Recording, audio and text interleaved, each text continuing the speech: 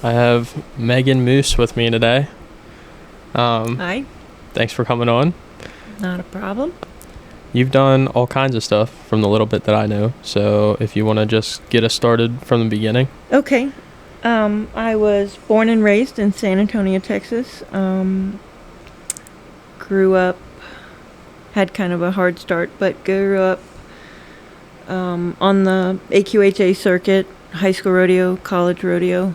I'd shown everything you can think of, from dressage horses to reiners, cutters, ropers, halter horses. I'd kind of done a little bit of everything. Started in 4-H, and then went on from there. My parents had horses growing up. We all ran the rodeo circuit, and it was kind of a fun upbringing of running around. Thursday through Sunday you're in one place and go to school for 4 days and turn around and be somewhere else. Yeah. So it was a lot of fun. But that was what got me my start into horses. My parents bred their own horses.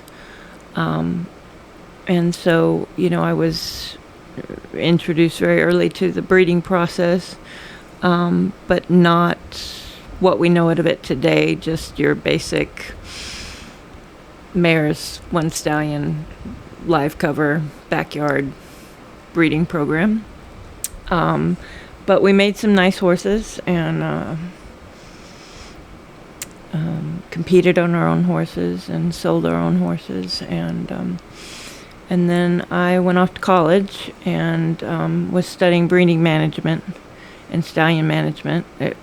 Breeding was always what I thought my career path was going to be. And when I got done with college, I came home and wasn't really sure what I was wanting to do at the time. I had a child who was very young at the time when I was out of college. And so I went back home and tried to figure out, now what? And some people that I knew through the show circuit growing up ran an export facility, a USDA approved quarantine center for shipping horses out of the country. And they needed a farm manager to kind of just oversee the at-home part of that process. And I spent several years there soaking it up, just learning everything there was to know about regulatory medicine with the government, the paperwork process with USDA, which can be extremely tedious. But I also flew with the horses overseas. I've been to a total of 29 countries at this point, most of which I can tell you what the airports look like. You don't get a lot of turnaround time. Occasionally, I would get some time to go see clients or friends or this or that, but for the most part, it's a pretty quick turn. Go home and do it again. Yeah. But I have been a lot of places. I've met a lot of people. It's kind of interesting to see the whole process of, somebody sees a horse on the internet from overseas and I want that one, to, okay, now what? How do I get it here? Oh. The quarantine process itself is basically, it's a boarding stable for a 30-day interval. It's just run by the government. And we do some vet work and some regulatory testing, some vaccinations, things like that, make sure everything's healthy and suitable to go. And then we haul them to the airport, put them in loading containers on the tarmac, load them in an airplane, and fly with them wherever they're going. And it's, and then you drop them off at the other place and see this person's first reaction to seeing what they bought. Yeah. Sometimes good, sometimes not. But it's an interesting process, and I've met a lot of people and seen a lot of horses come and go in a lot of countries. And there's no bias to export. It can be mini donkeys to zebras to $1 million racehorses. Like, there's no bias to what people buy. Yeah, I was gonna ask if there was mostly one type of thing or if it was everything you could think of. Pound for pound, I've probably shipped more minis than anything. In Europe, it can be somewhat difficult to own enough property to maintain a horse. Minis are considered household pets as opposed to livestock, so they're allowed to keep them in the backyard. Interesting. So people that can't have full-size horses, minis become the thing they can have. Yeah.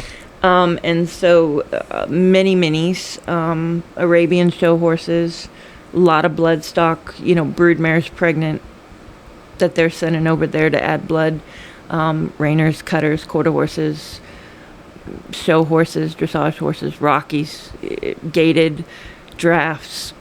There's just no bias to what people are buying. Yeah. And if they buy it, they've got to go through a federal quarantine to get it out. So that can be pretty interesting. There's lots of stories with things I've seen, interactions with governments in different countries and rules and regulations for what you can and what you cannot do. I've been detained several times for having a med kit and sedatives and needles and things on the aircraft with the pilots, and had to explain why I have them on the aircraft with the pilots. Yeah. But I've always managed to be on the safe side of that. But it can be somewhat precarious, and you kind of have to just go with the flow. A lot of hurry up and wait. Many hours sitting in a terminal waiting for the plane to go. There's a lot of hurry up and wait. So I did that for a long time, and I worked for those people. Those people then retired, and I went to work for another company that did the same thing, and worked for them for quite a while, and then decided that I wanted to try to, I've done this for 2 different sets of people. I've made other people money. I should go out and do this myself. And I did, and the first year was fabulous, and the second year COVID hit. And there was no fighting COVID. The regulation changes and travel bans, it just shut down everything we knew of and left us holding the bag on whatever we had in quarantine, sat there until they decided what they wanted to do. Because the horses have to travel with an animal attendant with them. Europe didn't want Americans flying to Europe. America didn't want Europeans flying in. We were landlocked with it. Yeah. And so very costly to just sit around without an income coming in, because you're just kind of Hoping SOL. and waiting. Yeah, you're just waiting for something to happen. So that was kind of tricky, and in that time frame, I was also breeding reiners for myself. And I had a little fleet of brood mares and was breeding some reiners. And was kind of getting back into the breeding at the same time, and then just kind of shifted, and I shut down the quarantine and said, I'm not going to fight the inevitable with this. I can't fight an unseen force that you can't. It was hard because I'd done it for so long, finally got out on my own, and then it just crashed, and it had nothing to do with what I'd done. Yeah. So that was kind of a hard pill to swallow, but by the same token, you can't keep digging yourself the hole. So I went back to breeding and commercially, and wound up, shipping semen for some big stallion stations there in Texas, then went on to collecting some of the industry's biggest stallions, and processing semen and shipping out. I think the first breeding season I did, I think we sent out 5,000 shipments of semen. We're slightly under that, but it was a lot. We were collecting 32 head of studs 7 days a week from February 1st till July 15th. And by the time you're halfway through the season, you can barely lift your arms. Yeah. But, that brought a lot of things that I can say I've done that most people can't. I've put my hands on metallic cat and dual rayish and bad boonerizing some of the Cutter's biggest stallions. And, when you write your life story, those are things that most people can't say. Yeah. I did that for a while, and I loved parts of that business. It's very fast-paced and the commercial end of it is very brutal. And it's a supply and demand, but the supply is limited and the demand is constant. Yeah. And it takes a lot out of you. And there were parts of it that were just really hard on me, and I decided I would rather run one person's program instead of everyone's stuff. Yeah. And so I kind of took a step back and went, what do you want out of this?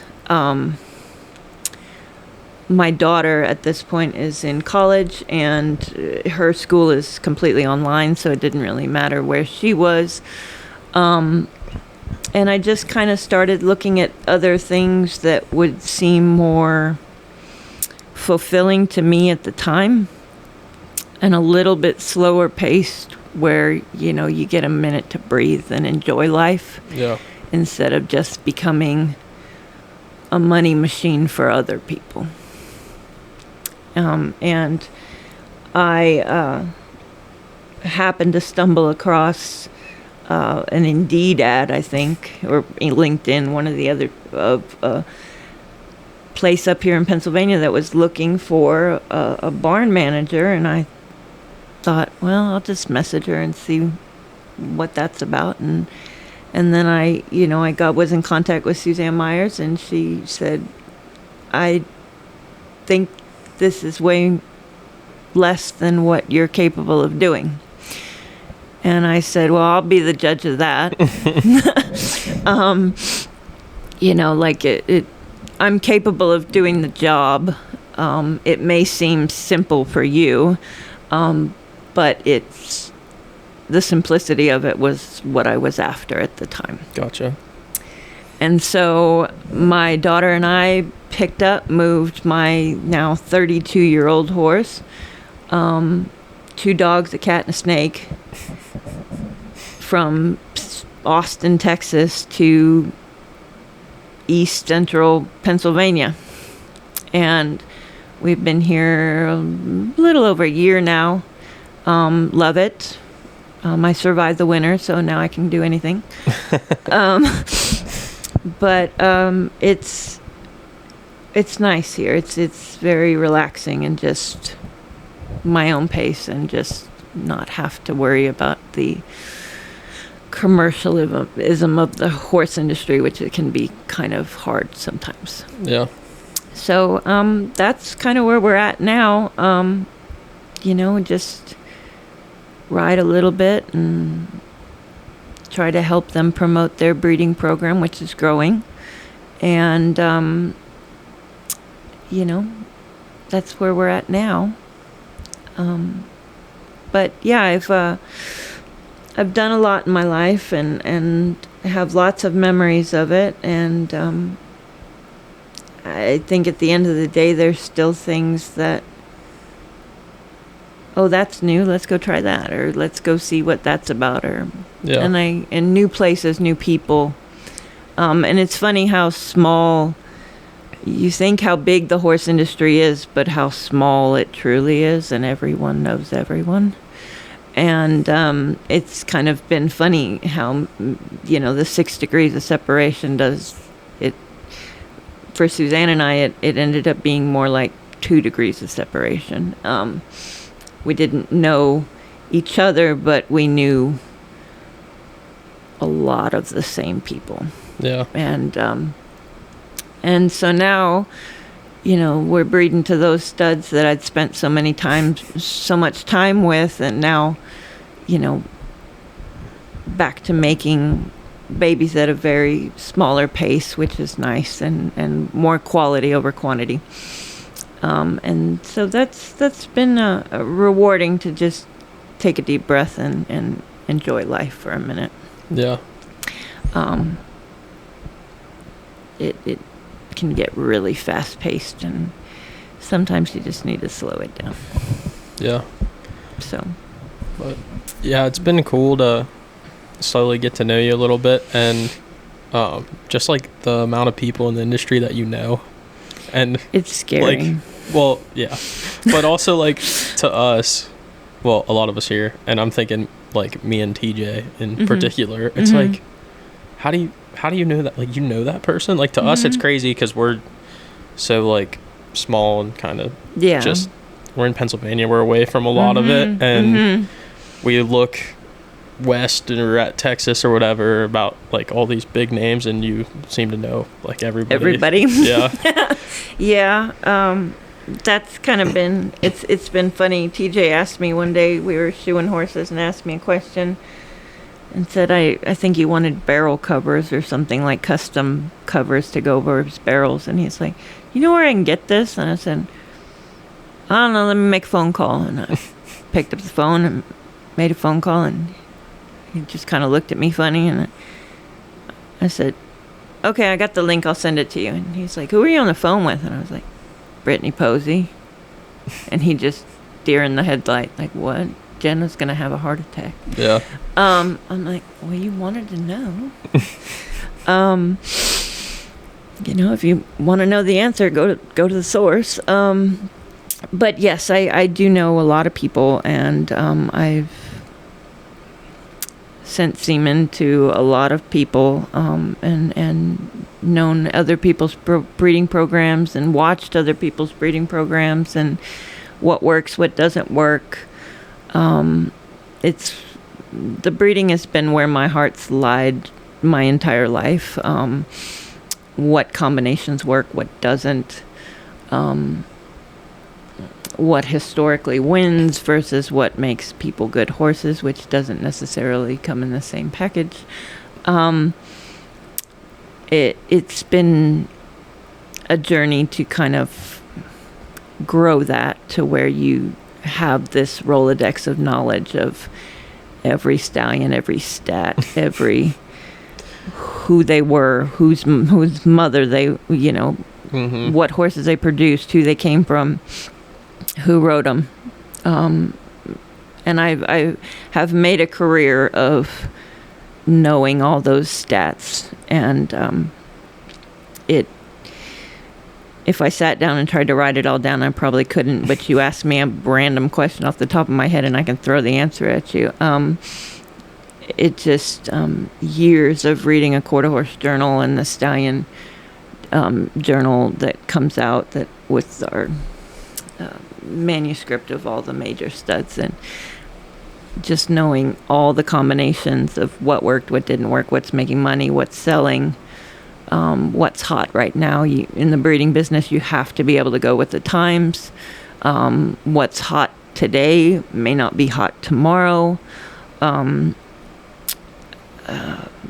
Tried and tested combinations that have worked for decades that you can always fall back on. The way that breeding has evolved into embryo transfers and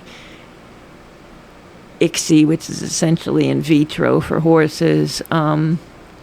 It's kind of incredible to watch what's being done with modern medicine to the breeding of horses, and trying to make people that perfect cross that they're after for whatever they're doing. Yeah. So it's the breeding has always been fun for me, but the fine tuning of it has gotten very extra in the last decade or so as modern medicine has kind of taken over our breeding business and gets so evolved that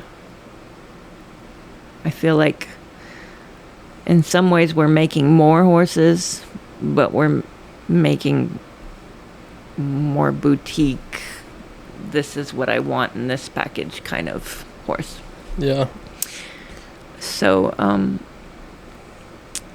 that's been fulfilling for me, and will probably be where I continue and I stay, because it's always been kind of the root of all evil for me, that the idea of picking this and picking that and making what you're after has always been a good time for me. It just, yeah, it's kind of everything from, you know, do you want a boy or a girl, or do you want a black one or a red one, or like the color choices and color genetics and how that's going to play into effect. And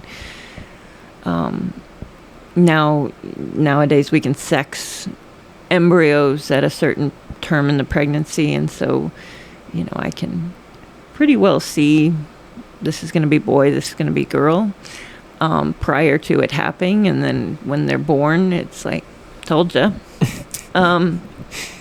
So that's kind of been fun, and Suzanne here has let me kind of take over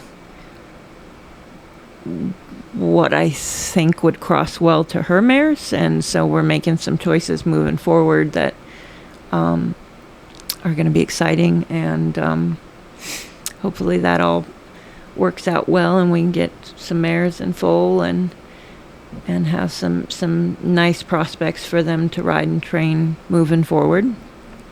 And we'll see. We have some nice ones out there now, so yeah, we'll get there. Yeah. No, it's kind of amazed me how I could, like, especially when I was looking for a 2-year-old or whatever, I'd just like find one, send it over to you, and you'd be like, it will do this. Yeah. Or that's a nice one. Or it's a good one for that price, probably a good idea, or for that price, maybe not your best move. Like, you definitely know all that. And I don't know if you've just been so exposed to all of it, or if you're wired that way that, like... Probably a little of both. I think I've been just kind of wired from reading the Quarter Horse Journal as a kid and looking at all the stallion ads very young. And just even disciplines that I wasn't really all that involved in, and being like, I know that one, and I know that one, and I know that one, and then seeing it progress over the course of the last 20 years in all disciplines. For me specifically, the reiners and the cutters and the cow horses, but even halter horses, and watching the halter horse industry evolve. All of it is it's really interesting. But yes, you can pretty well tell how something's bred, what it's going to do, what it's capable of doing, or what it's not capable of doing. And yeah, TJ sent me one day that said, he said, I really like this horse, but they want, I think what he said, he wanted like 35 for it. And he sent it to me, and I said, I would have bought it if it was 18 or 20. And I looked at it and I said, it should be 40. And he went, oh. Yeah. And I'm like, yeah, good horse, good people, good start, good trainer. It's probably a little underpriced at that point. So, and he went, oh. And I start reading out the pedigree on this horse. I'm like, this horse was here, and this horse was this, and this, and this. And he just went, oh. Like, so if you found it at 18 to 20, I would have told you there was something wrong with it. Yeah. It's like, okay. So it's kind of funny to teach people, I guess. Yeah. What different crosses did what, and which is not to say that you can't make new ones that will do great things, but the breeding industry is tried and tested, and there are so many good horses out there, and they're bred so specifically at this point for what they're doing that you know, could this cow horse bred to be a cow horse rein? Yeah, I'm sure it could. Would it be better on some cattle? Yeah. Yeah. And vice versa. This one needs to go do something else because this is not for him. Yeah. It's and then have it kind of play out where it's like, oh yeah, that's what that horse was meant to do. But it's the breeding nowadays is so specific, and it's been fine-tuned to such a point that, you know, could you take a cow-bred horse and make it rein? Sure you could. Is it going to look like a bred reiner to do it? No. Yeah. Because they have been fine-tuned in the breeding to do that. Yeah. And so it's teaching other people about that, even here, of what crosses were better or why one horse moves this way and one horse moves this way, and then showing that, you know, watching competitions and being like, see that one's bred the same way yours is. See how it moves the same way. Yeah. There's why. Yeah. They're structurally bred a certain way that they move a certain way, and you can pinpoint, oh, that's that one, and that's one of those, and teaching other people to see that. This one's going to be a harder stopper. This one's going to be a faster spinner. This one's going to be just a prettier mover. Teaching other people about that has been fun because I've seen so many. Yeah. So it's been an interesting life for sure. And we'll see what the future holds there. But at the moment, we're just trying to grow Suzanne's breeding program and make them some nice horses to take to shows and some prospects to have available for people, because we've got some really, really nice ones right now. Yeah. Coming up, so need some more. Yeah. Need a barn, a bigger barn full of more of them. Yeah, I'm sure Glenn wants to hear that. Yeah, no, probably not. But, kind of just, I don't know, maybe this is a question that I just have. Do you get, like, kind of concerned at all, like, with how specialized stuff is, just for more, like, the general person? Because you're breeding to get, like, the most high caliber, you know what I mean, to go win at these shows? No, not necessarily, because I, even looking at your big stallion farms that house most of the cutting stallions or most of the reining stallions, you go through them and you start to pinpoint. Most of these stallions have had, we have some junior stallions that are just, their babies are just about to start competing in the fall, but most of them have had several full crops on the ground, to where you kind of have gauge of, are these going to be level 4 powerful competitors, or are these going to be more your slower paced, non-pro amateur youth friendly type that's just a little bit easier for people to manage without a trainer. Yeah. And there are certain studs that you can just take to the bank that they are your amateur, non-pro youth competitor, to not sit in a trainer's all the time, home maintained as we call it. There are certain stallions that produce those like clockwork. They're just good-minded horses that anybody could hop on and go show. Are you going to win the futurity? Probably not. Are you going to have a blast and not have the hype and the angst of trying to pressure of trying to win that far down the road? Yes. And there are certain studs that are just absolutely notorious for throwing sound, good-minded horses that don't necessarily have to be that caliber. Yeah. There are others that, especially in the cutting world, there are some hot studs that are fabulous competitors, but if you don't know what you're doing, you're going to get yourself in a bind, because they're smarter than you are. And in that world, they can't overthink you. They have to wait for you. And cutting is all instinctual, but they can't get ahead of it. And you'll get some that just, if you don't have a professional on its back, you're not going to get everything out of it. Yeah. And but there are many that are very user friendly for people that aren't there. I would recommend to people to find a trainer and ask the questions and be honest and serious about what your goals are and what you're expecting out of this animal, and find you something that fits your needs. That happens a lot, where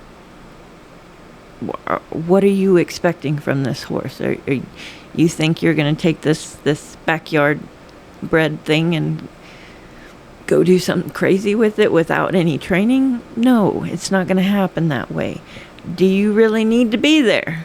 Yeah. Or do you want to just go enjoy life and maybe go to a show and go ride the trail and go drink a beer on the back of a horse? And is that really what you're after? Because I can find you that too. Yeah. But it's not going to be in the same package. Yeah. And I wish people would be honest with themselves as to what they really need versus what they think their mind wants.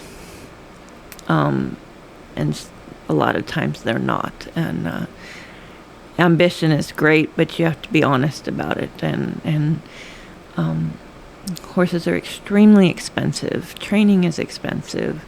Purchasing is expensive. Vet bills are expensive.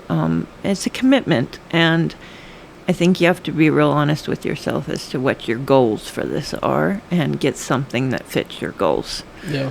And I wish more people would just go to a trainer and say, I want A, B, C, D, and I want it to check these boxes. Can you help me find a horse that checks all of my boxes? As opposed to, hey, I bought this thing. You want to fix it? Yeah. You want to make it what I want it to be? Yeah. I wish there was a business model for consulting people's desires with what they really need. Yeah. I also wish people were willing to listen to that advice better than what they really are. Because you hit roadblocks there too, where but I want this one. Oh, okay. Well, you can have that one. It's your money. You go get that one, but it's not going to do what you're asking me to check the boxes for them. Yeah. And I wish more people would be honest with themselves about what they need versus what their mind's fantasy thinks they want. Yeah. I'm all about having big dreams, but let's be realistic with how you're going to get there. Yeah. And that's a big part of the breeding world, is just slowing down enough to make what you need, make what you want, make what fits your goals, and then pursue it from there. And here I feel like I have that ability. We have good trainers and people that are very good at what they do, and me trying to make Susan breed the best prospects for their level and what they want and their clientele and what's marketable in their demographic is the challenge for me now, and it's going well. And I see the future there as to, trying to make them more horses that they can ride and promote and sell and enjoy, and move forward like that. Yeah. Another question that curious your perspective, kind of along like the breeding stuff, and I don't know if you've followed any of the like rope horse futurity stuff that's like going. What do you think about all that? Because before it seemed like, and you I'm sure know this way better than I do, but it was like you would take your cutting rejects or whatever, or maybe something like running bred, and like try to just turn them into rope horses, or it was whatever you got you'd rope on. But now it's guys specifically breeding rope horses finally, instead of just taking like other disciplines rejects or whatever and turning them into rope horses. Well, I come from the world that made rejects into what we needed them to be. So I think that can still be done easily. We call them rejects. They're not really rejects. It's, you start a horse in a reining program, you start a horse in a cow horse program, you've still put that foundation on them. Yeah. Regardless of what they're going to do in life. So that solid foundation is going to help them achieve whatever you want to do with it. 20 years ago, our NFR horses, a lot of them came from kill pens and things like that, and they just made them work. It was just a good horse that was solid and liked cows. It's not that it can't be done anymore. It's just now it's so commercialized and there's so much more money involved with it that now they're breeding that movement, that body structure, that cow sense. Now they're breeding them with what we would call our racing horses or barrel horses and crossing them there to give them more speed. Now you're fine-tuning a brooding program to make ideal rope horses for what they're doing. And there's a lot of money in it, and it's good for that industry. On a side note there, I think we're going to end up with getting breakaway roping in the NFR at some point, which is huge for the women in rodeo. It's evolving, and it will continue to evolve as such. But there's so much money in the rope horse futurities right now that they're, it's a place to compete and start your horse young that goes on to be this great rope horse as they age, because they only get better. Mm-hmm. The more, if you can keep them healthy and happy, the more they rope the cattle, the more they get better at it. So it just gives us, before it was, well, you took a cutting horse or a reining horse or something, or even just, a horse you bred at home, and you took it to a roping and you chased cattle. And if you won the roping, great. If you didn't, okay, back to the practice pen. Now with the extra push and the money and the futurities and the incentives for it, it's giving people who are ropers or want to make roping horses a specific line of sight to go after. And any evolution in those parts of the industry is helpful to it.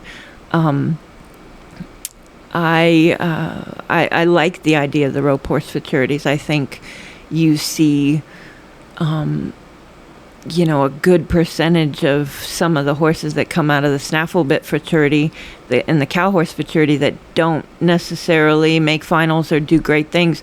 Watch, next year they'll all be in the rope horse futurity. Yeah. Kicking somebody's ass. Because they had that foundation. Maybe they weren't, finals bound in the snaffle bit, but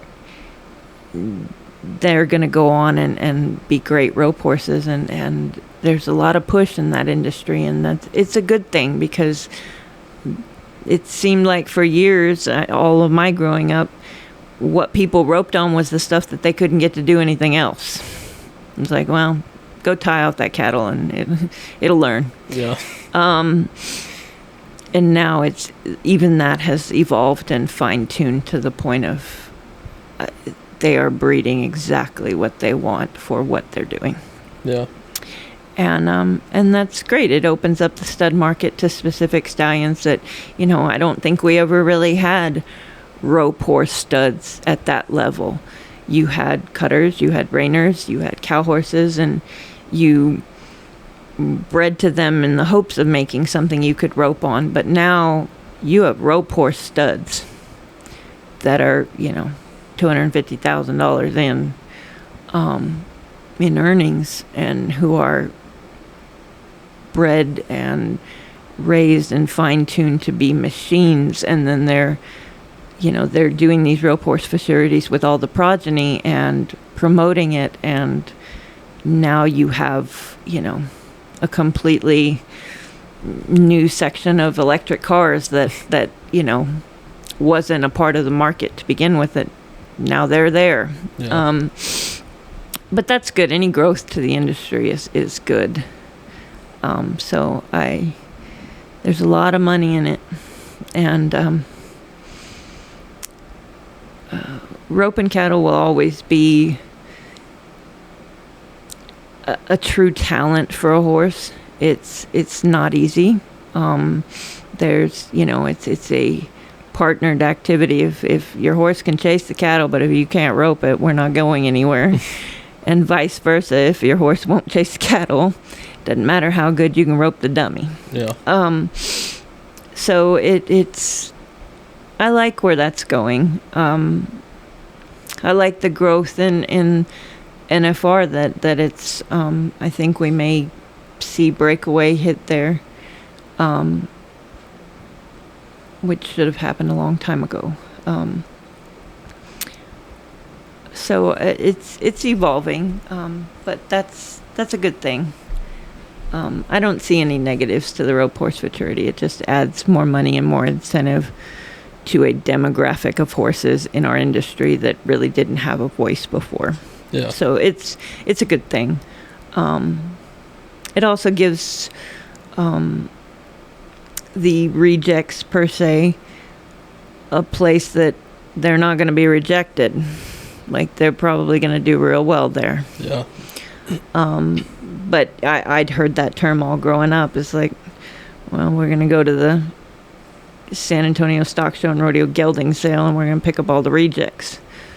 I'd heard that all my life. They're not rejects anymore. They're starting off at the top, and that's great for the industry. So I'm happy where that's going to go. Yeah. Yeah, I think it's really cool, and I'm excited to watch more of it. And I think it's so isolated to Texas and Oklahoma, though. I don't know that we have any this far east. Not that I know of. I think if you want to be in the rope horse futurities, you have to venture a little farther south. But it'll grow. You got to start somewhere. So hopefully we end up with more stuff on the West Coast and the East Coast and pull away from just the South, hopefully, for those kind of futurities. Rodeo events in Europe were unheard of several years ago because of rules and regulations against the treatment of the cattle, if they only knew. I have seen bucking bulls get beamered and magna waved and acupunctured and live better than most rodeo horses. They're fine. Yeah. But it's starting to get bigger in Europe, and there are several places in Germany and Belgium that you can find full rodeos with bulls and broncs and team roping and barrels and the whole 9 yards, which a decade ago was pretty well against the law. So it's growing, it's expanding.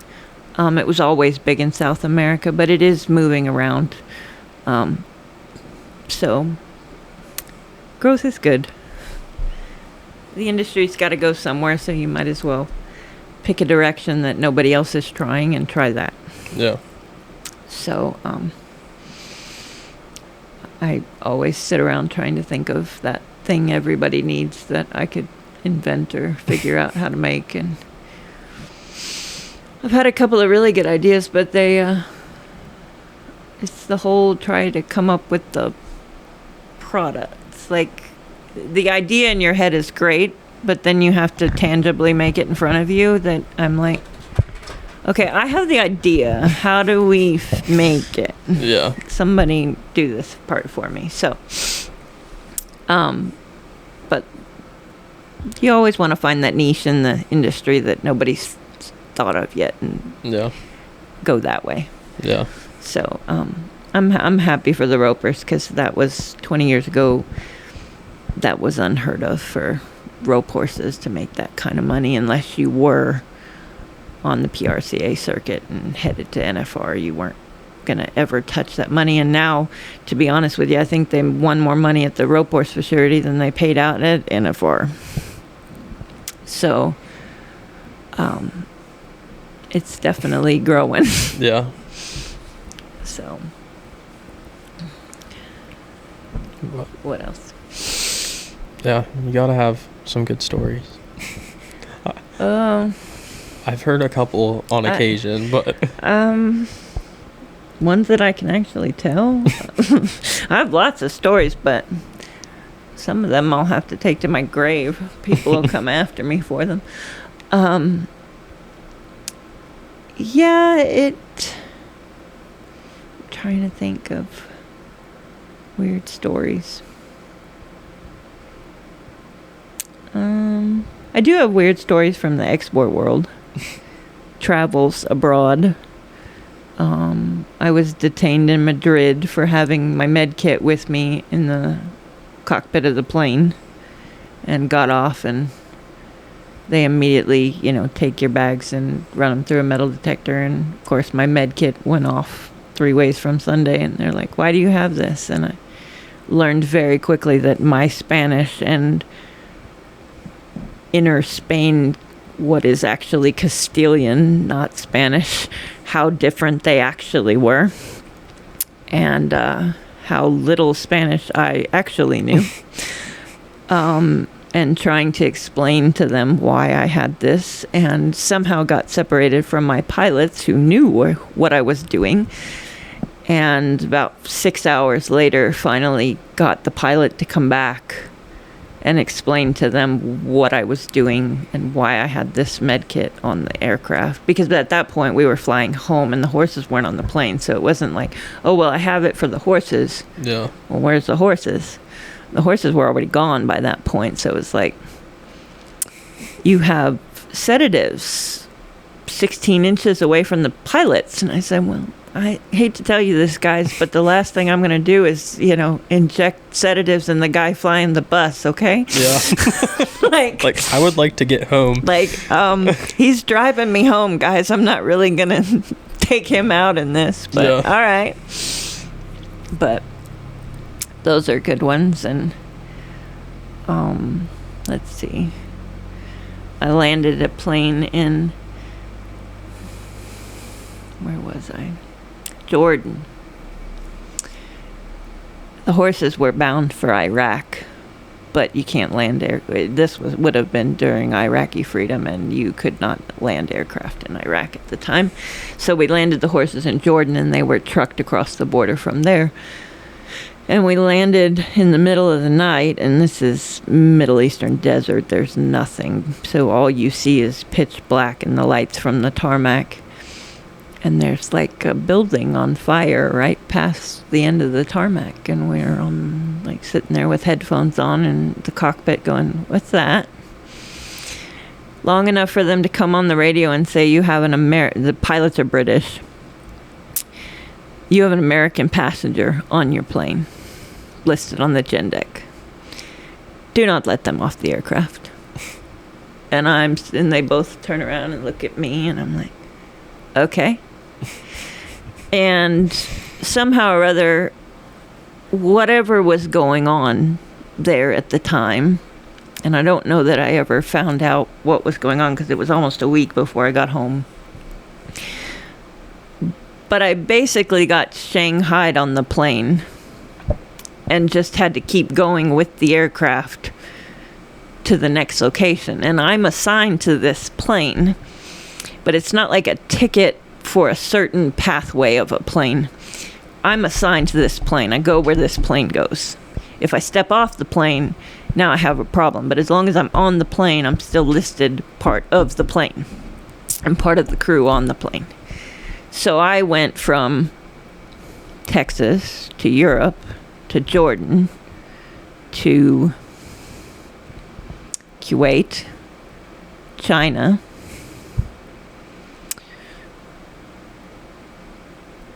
back to London, and then back to Houston. a week later.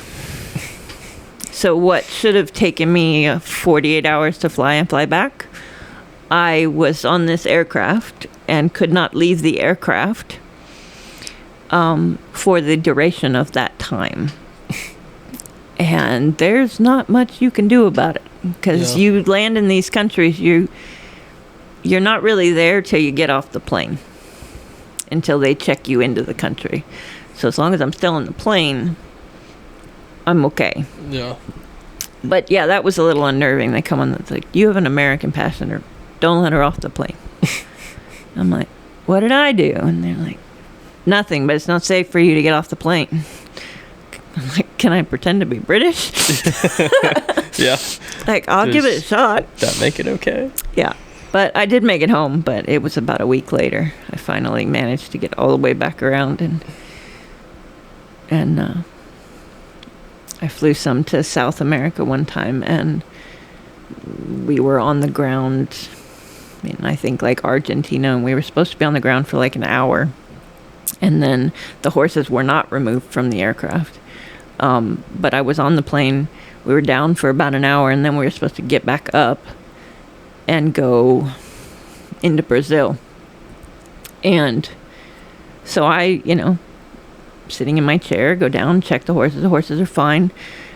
Sat back in my chair, fell asleep, woke up 4 hours later to everything on the aircraft being turned off.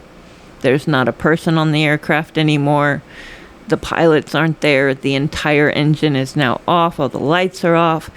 And I walk down the deck, check the horses. The horses are asleep and quiet and fine.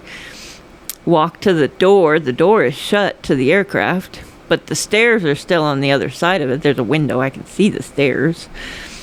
I open the door to a bunch of Argentinian ground crew look up at me like, oh my God, there's a person in that plane. And then, like, running around the plane like crazy, they had forgot me and the horses were there. And apparently there was some issue with the plane that had to be fixed, and they were waiting for a part to get there. And the pilots went to go get something to eat and forgot I was there and forgot to tell them that the horses were there. And so it all turned out fine, and the pilots came back, and we left probably 45 minutes after that. But it was a little unnerving to wake up in your twilight zone. I was going to say, it's like a fever dream. Yeah, you wake up and, like, everything's off, and there's no one around, and you're in a foreign country sitting on an aircraft with no one around you. And I'm like, this is a bad movie. Yeah. But they did come back for me, and we did make it, but that was interesting. That flight, I flew some cutting horses into Brazil right in time for what is their futurity, their 3-year-old event, which is actually in the summer because their seasons are backwards. And the funniest part was, so I was down for about a week and a half. I was going to stay there. And so we go to this huge venue, which was actually a coffee plantation. That's where they made their money from. Costa Coffee is what it was called. Huge cutting horse venue in the middle of a coffee plantation. And they were having what is their 3-year-old futurity there. And the guy that was hosting came up and said, hey, your Portuguese is pretty good. Our judge that we hired for this event is an American from Bernie, which was like 45 minutes from where I was from. I knew the man. To say I'd known this man most of my life, I knew this guy. And he was the judge. He was going to judge this cutting event. And he said, well, he doesn't speak any Portuguese. I have to be in the office, and nobody else speaks any English. So, do you think he could call the score to you, and you could repeat it in the microphone in Portuguese? And I was like, I bet you I could do that. So I have him in my ear on a phone, and he would text me the score for any given horse, and I would call it out on the microphone in Portuguese, and it just, again, the 6 degrees of separation, like I'm halfway around the world with this guy judging a cutting event that I literally lives 45 minutes from me. Yeah. It was interesting. It also was interesting, that was during the World Cup, and in the middle of this cutting futurity, Brazil played, Neymar was playing, so it probably Brazil and Chile or something like that. The cutting event stops, like dead stops. Giant projection screens come down in the middle of the arena, and everything stops for the next 2 hours while they watch this cutting, or this soccer. Yeah. And me and the American judge are like, wrong football. Yeah, especially being from Texas. We're like, this is totally the wrong football. But, I mean, riders in the warm-up pen, the guys settling the cattle, never left their horses. They just all stand, turn towards this giant projection screen and are watching this soccer tournament. And, I mean, the event just stood at a standstill. And for the next 2 hours, we're looking at each other going, should we leave? Like, can we go do something else? And they're like, no, the world stops when they play. And I'm like, wrong football. And I don't even know that we're this crazy about our football. Yeah. To stop a paid event mid-stride. Yeah. And nobody moved. I mean, riders on horse for the next 2 hours. That's and crazy. We're just like, can we go back to the hotel? Like, we'll be back in 2 hours. Like, we don't care. Yeah. But you want to nicely say that where you don't offend them, that because they take their football very seriously. Mm-hmm. So that was funny. But we just shook our heads and went, oh my God, they're very serious about this. Yeah. So that was funny. Brazil was fun. Good food. Really good food. Except they put eggs on pizza, which didn't make any sense to me. That's a little weird. Yeah, full pizza, tomato sauce, whole 9 yards, scrambled eggs on top of it. I'm like, just bring me the pitcher of mojitos and we'll call it good, okay? So, but Brazil was fun. It was a pretty area. Some really, really nice horses down there. But I was fascinated by how... So they have a 3-year-old event there, but obviously their seasons are different, so their breeding seasons are different. So, like, you couldn't take a 3-year-old from Brazil and bring it up here and have it ready for our futurity because it's almost 8-9 months behind. Which was interesting to me, that because of the season change and the way their breeding season goes, that where their horse would be like 3.5 to where ours would just be 3, and that you couldn't go back and forth with it. No. You'd have to send them as young stock and then have them trained for that event in that time lapse, which was interesting to me because with the time, the seasonal changes, like it was almost ass backwards for us to have this in the summer. Yeah. But that's how their seasons work, because their breeding season would be more what ours would be spring, there's this fall. So completely backwards. And that was a little, how would that work? Yeah. But it was a good time there. I loved the war history of Europe. So every time I was in Europe, I was war memorials, and I've been to all kinds of places and lots of cemeteries. But I have a piece of the Berlin Wall, which just looks like a little brick, but that's what it was. Yeah. I've seen the Ardennes Forest, where the Battle of the Bulge was. Auschwitz, which is eerie. It's worth seeing. I think the world wouldn't be where it was if more people would go and revisit that history. Yeah. But it's interesting to be able to go see. Our biggest American cemetery abroad is in Luxembourg. General Patton is buried there. I have photographs at his grave. And there's probably 5,500 soldiers buried there. And it's very eerie because he's the only grave that faces one direction and all the others face him. And it's an eerie feeling. Yeah. Normandy, France. I was traveling with some friends when we went there. And, of course, they wanted to go to, like, Paris and go shopping. And I'm like, no, I'm going to Normandy. And so I went there, and we met back up, like, 2 days later. And they're like, so what'd you do? Where'd you go? Where'd you shop? What'd you eat? And I'm like, I sat on a beach for the last 2 days. And they didn't get it. And I'm like, Yeah. If you only knew.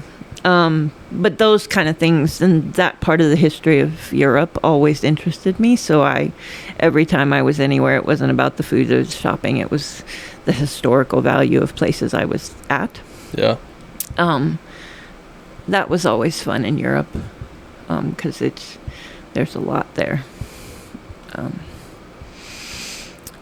But yeah, and I've met a lot of good friends and people that are still good friends over there. My assistant when I was in exports is Portuguese by birth, but lived most of her life in Germany.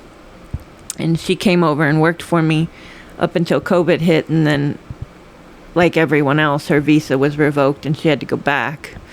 But she was here with me for a long time, and she was responsible for teaching me multiple foreign languages, and it always I can do some, but I have to think, like I think in English, so Yeah. I have to think what I want to say and then translate in my head and talk back. And I'll never forget, she would be on the phone with her mother talking in Portuguese, yelling at somebody in German, and then spin around and yell at somebody else in French, and I'm like, how? What are you doing? Yeah. But she was very good at it and very good linguist and she and I would have days of, okay, today's a French day. So on Monday, all day long, everything we're going to say, we're going to speak in French. And that's how your language gets better. And so we'd have a French day and a Portuguese day and a German day and a Spanish day, and my language skills got really, really good doing that. Yeah. And her English got better. And then when COVID hit, she had to go back. We were like, well, I don't know that the government knows what they're doing right now, so you probably could have stayed. And I mean, how many people did stay when they were told to go back, And hindsight's 2020. We joked at the time, well, we'll just marry you off to an American. Moving forward, she randomly met an American on an Italian base and is now married to an American and still not here. So hopefully she'll get here eventually and come visit, but she's hilarious. Yeah. And whenever she gets to the States, I'll have her come visit because she's hysterical. But she was a dressage rider and is probably the guilty party in having me enter that realm, which is the odd thing about all the things that I've done, is that I have moved on to dressage horses, which seems like the complete oddity on the other tangent of that. But then again, I moved 1,500 miles away from home and happened to move to a reining farm with one dressage horse. Yeah. Random. But it works. Yeah. When you look back and you go, was this meant to be or not? You're like, I moved 1,500 miles away to a farm with one dressage horse nobody rides. Yeah. That worked out. Yeah. So while my horse gets to play grandpa to the baby, Yeah. I have one random dressage horse to ride, but that's okay. So, Yeah. but I've enjoyed it here. It's beautiful. I wasn't quite used to the topography when I looked at the map moving here. Was like, oh, well, this isn't bad. The house is here and the barn's here and there's an arena over here. Okay, because you're looking at a topography map that just looks flat. Yep. And then I get here and like the indoor arena's on a different elevation than the outdoor arena, and they're both on a different elevation than the barn. And now all of a sudden we have, 5,000 feet of Stairmaster. Yep. That took some getting used to. I think I'm still getting used to the hikes up the hills, but Yeah. I'm petitioning Glenn to put me a ski lift in. It'll just pull me up the hill. But so far, no luck. Yeah. No, I'm working on the little trail just right here up to the outdoor still, like, if you've, I don't know, whatever, worked all day and then you have to walk up that, like, it sucks.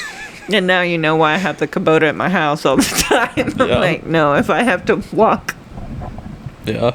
or my child comes and gets me, I'm like, by 5 o'clock, I've done fed all the horses. The last thing I want to do is hike back to the house. Like, Yep. I'm over it at that point. Yeah. Yeah, I've thought about it. I'm like, I feel like it takes longer to get the Kubota and use the Kubota to lead a horse up to the stalls up top. But at the same time, it's just so much easier. Yep, I'm with you there. The ice wasn't any fun. The ice this last year was pretty bad, and I was pretty sure Bree and I could have like got on a sled or a garbage can definitely. lid from my house, and as long as we didn't hit the tractor or end up in the pond, we would have made it to the barn. Yeah. Yeah, this past winter was bad for ice. We were That's pretty much what a everybody straight ice says. sheet for like 3 weeks, Yeah. which we'll normally get like an ice storm or two, but not like that.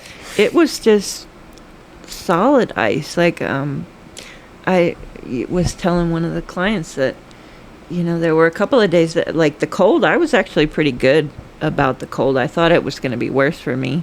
Don't ask my child that, because she will tell you she froze to death every day. But I was okay with the cold, and to be honest, there were some days that were 35 and windy that were colder than the negative days when there was no wind, and I was like, those were more cold when it was windy. Yep. And but that ice was a lot, but we survived it, and I am not sad at all to not be in Texas with 110 degree heat when the summer comes. Yep. So I'll take this over that any day. But it's been nice. Some of the trails don't go out there very often because I'm usually down here doing something, but there's really pretty spaces up there. Like, we don't have that at home. You have flat dust and the grass is not green, it's brown and crunchy. Yeah. So, and lots of sand dunes. But it's been nice here. I have enjoyed it. So we'll see what other trouble we get into. Yeah. I'm sure more is to come. Yeah. Well, if we want to start towards wrapping it up, unless you have any other good stories that you're willing to share, because I know you have some more. I have lots of them, but I don't know that they're appropriate to divulge other people's secrets. I suppose I could tell them without saying the names, but then it wouldn't do it justice. Yeah. But So, yeah. Do you have any advice for anyone that wants to be in the industry in some capacity? well, decide early what you want to do. If you just want to be involved, there's so many aspects of even the breeding world that don't have you hands-on with a horse. There's people that just do file breeding reports, that just do the paperwork end of things, that just do the logistics and working with the airlines and FedEx and things like that aren't necessarily hands-on with the animals themselves. So there's lots of it that people can get into if they aren't a rider. Doesn't mean that you can't be involved in the horse industry, for sure. I could tell you lots of scenarios where there's people who are mainstays and big parts of huge breeding operations. A good portion of them started out as one of them, the accountant, was a school teacher and knew nothing about horses, still knows nothing about horses, but she's the accountant for it. So it doesn't necessarily have to be hands-on with a horse to have a part to play. But schooling is great. Education is one of those things where it's more about the commitment than what you were learning. So my daughter was at one of the stud farms with me. She was processing semen. She's a digital media artist. Like, this is not her forte at all. But she liked the math of it. She liked the science of it, the looking at it under a microscope and how much extenders had to be put in it and making semen shipments for people and boxing it up and labels and the whole 9 yards. She likes being around the horses, but she's not a horse person at all. It's just not her deal. But she loved that part of it. So it doesn't necessarily, if you don't want to be hands-on with the horse, doesn't mean there's not a place for you. But just, if I could give anybody any advice, it would be find a trainer or somebody that's involved with the industry that you trust and pick their brain. Learn from the best. If you're going to learn it, you might as well go to the top guy and ask him how he did it. Some of our old greats, and they're dying off now, unfortunately, but they are, if you could just listen to them for a day of talk about the things they've seen, where they've seen the evolution of things go, how much growth has happened in our industry. It's headed in the right direction, bigger and better things. So find somebody that you know and trust and ask their opinions and pick their brains. You won't hurt for knowledge from listening to somebody who's been there. Yeah. The best people on the planet are really, really old vets. Just sit down and ask them 10,001 things of all the things they've seen, and you can't learn life experience from a textbook. So go ask people questions. Take clinics, go to clinics, go learn different things, learn a language. It's something that Americans don't do enough. And we're behind the rest of the planet on it. Learn a different language. If nothing else, just to say you did. But yeah, I'm all for you buying the horse, but ask your trainer if it's the right horse for you. Yeah. There's my piece of advice. Yeah. No, that's good. And I feel like it gets talked about a lot, at least in our little circle. That whole idea you had that if you could somehow... the problem is the people that need it aren't going to want to pay for that kind of service, but to go to someone and be like, but that's this is what I want, these are my goals, this is my ability, this is my budget. First of all, getting those all to line up might be hard, but yes, but it can be done. Yeah. If they're just honest. But if those people would take a step back and bring you that list instead of bringing you the problem child they bought, wanting to fit it into that bubble. We're not making cookie cutter horses here. What do you want? What do you need? Let's find what fits you. Yeah. Realistically, I wish it could be a business, but it just, you'd A, have to get people to pay for it, and B, they'd have to actually listen, which is the bigger problem there. Yep. But I wish they would. Yeah. It's a great topic for a podcast because it just, please, please, please. I used to joke all the time with my assistant that I wish there was an application process to own a horse, breed a horse, and I wanted to be the one with the deny stamp. Yeah. Like, I want to pet the pretty pony. No. Buy a dog. Yeah. Get a stuffed animal. Barbie makes a great Mattel horse. Yep. That's for you. Don't subject something that eats and sleeps and relies on you to your unrealistic expectations. So I always wanted an application process with owning a horse, breeding a horse. Is this a good idea for you? Why are you doing this? Yeah. And if you can't answer the top 5 questions, I'm going to get the stamp out on you. Like, Yeah. Unfortunately, I think if that actually happened, we'd have far less people who ever owned horses because I deny everybody. Yeah.